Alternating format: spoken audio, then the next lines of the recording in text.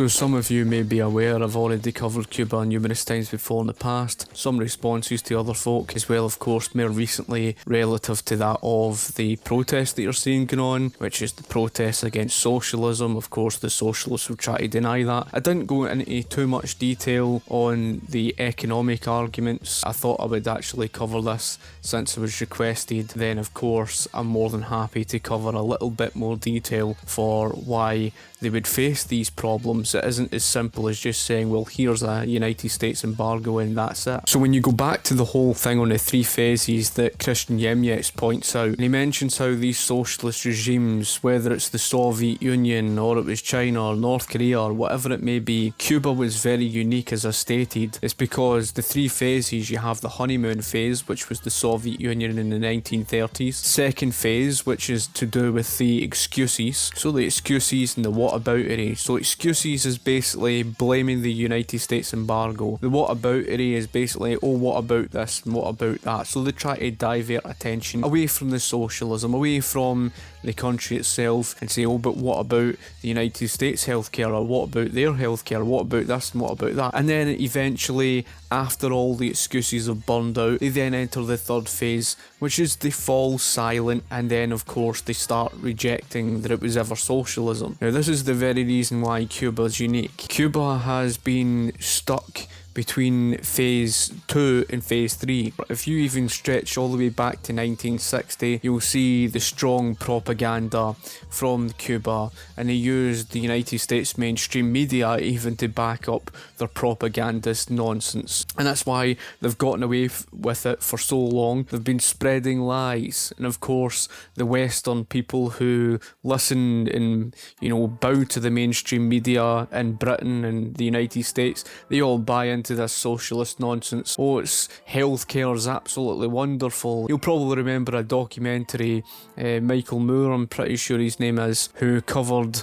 on the Cuban healthcare. Again, it's the usual propaganda. They just buy into everything that the Cuban government states. Of course, communists are never going to give you the real truth. Meanwhile, the actual Cuban people living and suffering the nightmare of the real Cuba, they're actually nodding their head, thinking to themselves, God, when are these Western socialists, when are these Western people ever going to wake up? That's the very reason why you saw millions of Cuban people flee Cuba for the shores of the likes of Florida. Of course, they weren't leaving Cuba for nothing. If Cuba was that wonderful, they wouldn't have been fleeing the country. To a varying extent, you do get some concessions from some socialists. However, some of them will admit that Fidel Castro was a dictator, as quoted by Zoe Williams of The Guardian newspaper. Castro was an authoritarian. Pluralism, democracy and universal rights are the foundations of progressive politics. One man does not get to govern by force and decree. One oppressed group is an oppression of everybody. One nation, even if it's tiny, is a great an insult to the principles of the left as one dictatorial superpower. Forget the very fact, of course, that in the real true face of political leftism, you're always going to end up down the road of this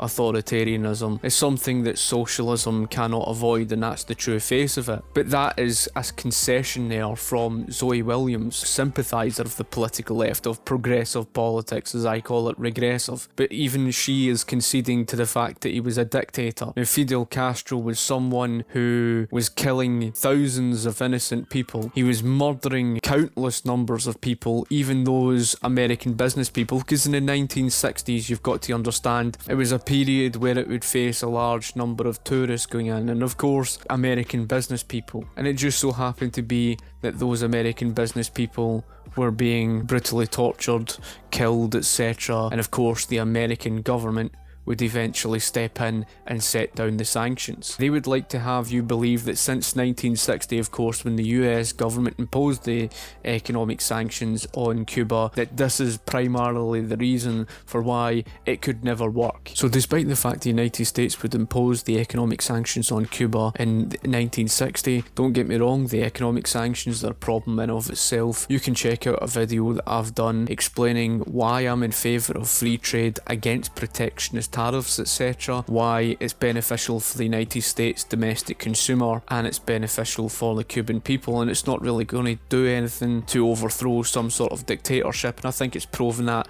over the past 6 decades. So the United States economic sanctions should just be removed. It wasn't the economic sanctions, the so-called embargo on Cuba, that created their problems. It's actually down to the Cuban government itself that's largely responsible for this. And you can find this evidence. I mean, the Soviet Union was subsidizing Cuba to the tune of $5 billion per year. They were still facing the rationing problems of the food, etc. You would expect with $5 billion that something would come from that at least to supply food, etc, etc. Where's the $5 billion going? Of course, socialists would never tell you anything about that now, would they? There's nothing stopping them trading with other countries. The reason why Cuba was facing such a problem in that time period, it wasn't reliable. It couldn't pay back its debt, etc. So when you're not reliable, especially when it comes to trade, other nations are not going to trust you when it comes to trade. So it's going to create a problem in and of itself. That's not to blame on the United States of America.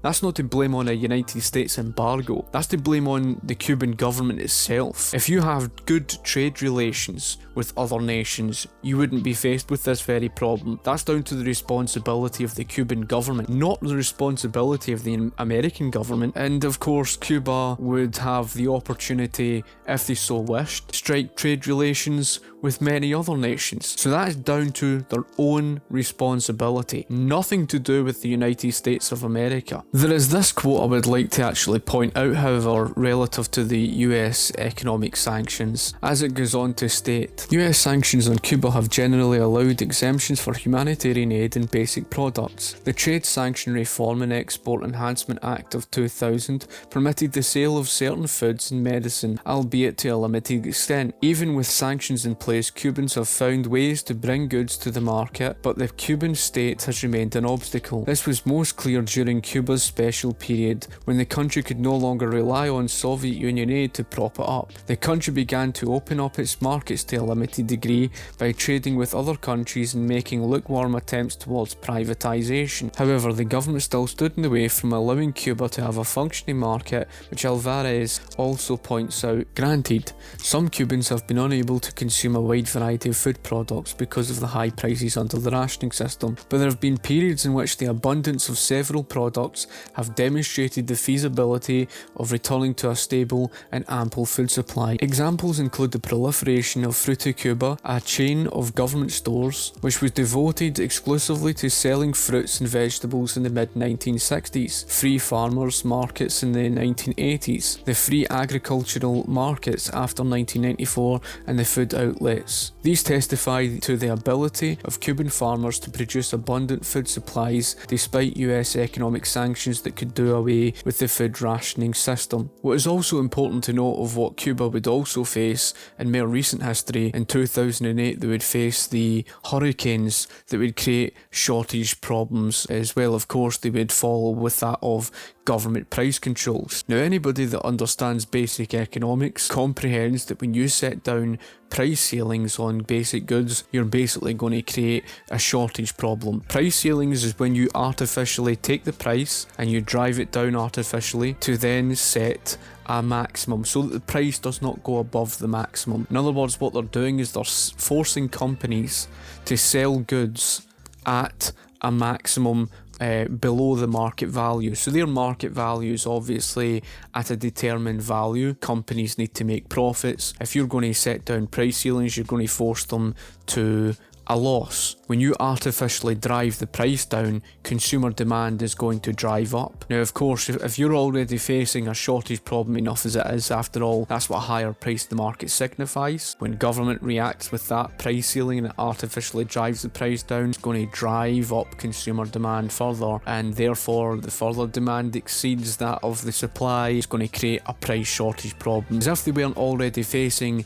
the shortages enough as it was with the problems prior to that, that, as well of course the devastation you would face from the hurricanes, they would also face the problems with the price ceilings. As always folk, it happens all the time. You saw it with the price shortage problem in 1974 in Great Britain. It caused the shortage at the pump. Again, socialists tried to project the blame elsewhere. You saw it with the shortage at the pump in 1978 in the United States, and as if by magic, they removed the price ceiling in 1981. The price shortage problem immediately disappeared. Again, you would see it during the Second World War in the United States, a housing shortage problem, where of course the price ceilings was set down in the name of rent controls, and immediately after the Second World War, as soon as the price ceilings were removed, the price shortage problem immediately disappeared. So it's very evident for what creates problems. So the excuses the socialists have made, basically excuses, is covering up for a dictatorship, covering up for the sake of socialism, all in the name, oh, it wasn't true socialism. It's always the case. They've always got to protect socialism because socialism means more to them than the reality of what you actually see. So when you saw the hurricanes create shortage problems in of itself, and it created devastation where naturally the market price is just going to drive up as a result of the shortage, they tried to set down price ceilings, and as a result of that it would create an even greater widespread shortage problem. And that's the very reason why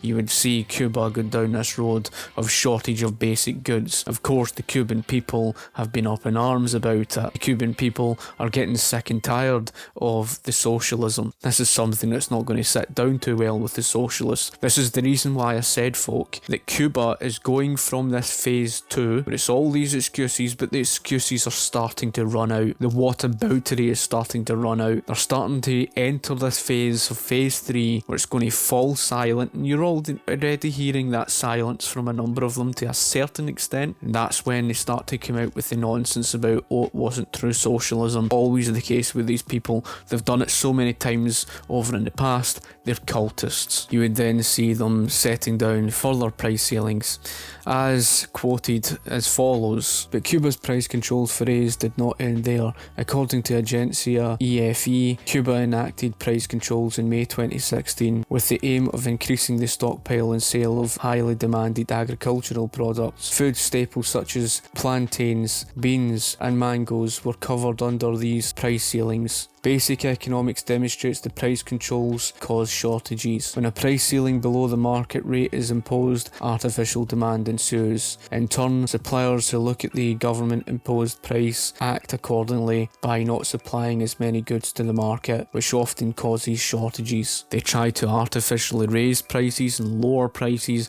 above or below market value. They don't understand the laws of supply and demand. They think that they can just ignore scarcity. They think they can ignore that when price goes down, demand goes up. Why, in every single attempt, in every single socialist regime, they always attempt these price ceilings and price floors, etc. Price floors creating the surplus based problems, and the price ceilings creating the shortage problems. And they do it every single time, and it was no different, no exception to that of Cuba. It's like I said with the US sanctions, they're not beneficial, and especially when it comes down to giving Cuba and the likes of Venezuela leverage, is giving the governments an excuse to say, oh, look what the United States caused. And socialists always do that. Socialists always look for a scapegoat. They did it every single socialist regime. Every single time you would see the failure of socialism, they would find somebody to blame it on. Of course, that somebody would be the person that gets tortured and killed. Of course, would the socialists care about that? They don't care one bit. Their ideology means more to them than that of the people's